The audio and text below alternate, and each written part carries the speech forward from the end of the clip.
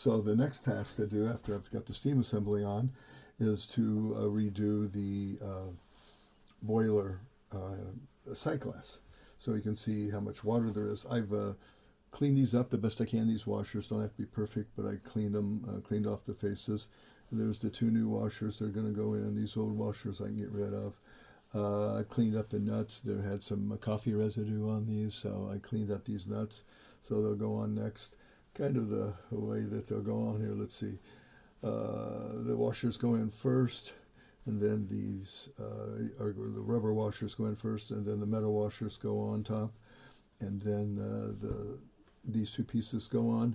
This is the adapter. It had a little bit of damage on it from somebody else trying to take it off in the past. I cleaned it up a little bit. And then there's this Teflon washer. That one's pretty old and not very, it's kind of brittle. So I'm going to replace it with this one. That'll go underneath of it.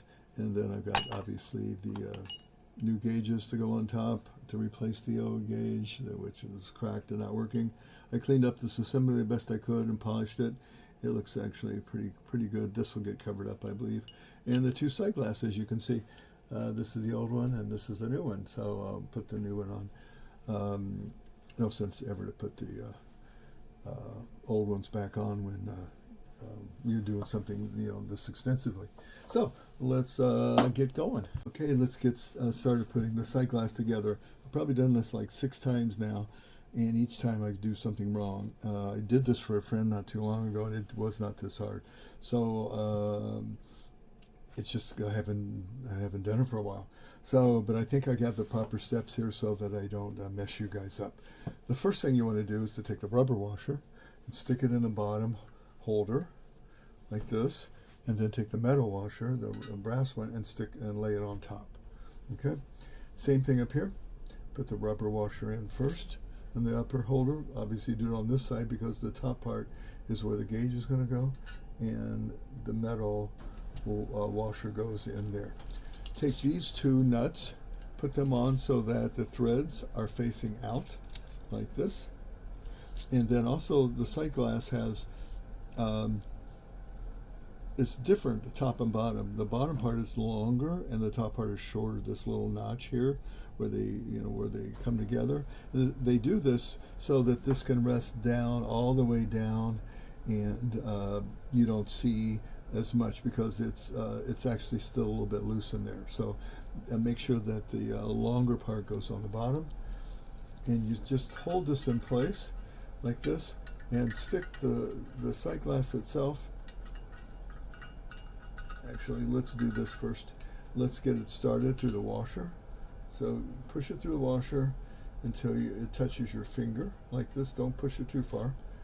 And then put this in place.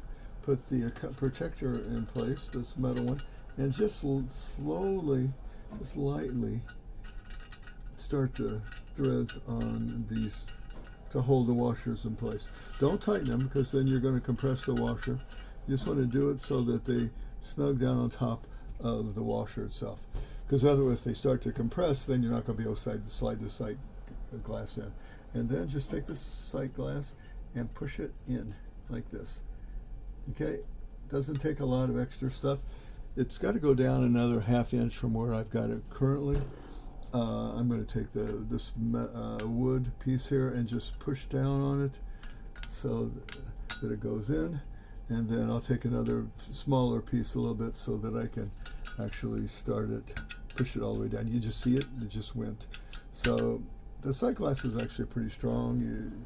It's harder to crack. I do crack them, break them off here when I take them out, when I can't get them out any other way. But this one, this little angle piece here is nice because it fits down inside. They can push it. So it's what you want to do is expose all the threads on the top part of this top sight glass holder, this bracket, so that you can screw in the adapter, which is going to go, and then the new gauge. So that's really it. It's not as hard as it looks. It's got to go in a sequence. It's nice to try to put the sight glass holder with the notches in the back side of the top and the bottom so you don't see those. But this thing actually does spin around, and I believe These are 17. I think it was something really weird. Let's see, 17 is what it is. And so what all I'm going to do at this point is just, I'm not going to tighten them too much, just so they don't come loose. And then I can tighten it down later when I to see if there's any, if there's any leaks or not. So I'm pretty much there. I'm holding this little metal part so it's facing forward. You really don't need to. And so that one's snug down, and then this one we're going to snug it to just snug. Okay, so we actually have the sightglass. So you can see this thing does still spin. It's not easy to spin, but it does spin. You can see now the hole in the bottom of this, the slot, is just exposed, as in the top is just exposed, and that's because we left the bigger part down in the bottom. This will slide up and down a little bit, but it's actually quite snug right now. So I'm going to leave it there for now.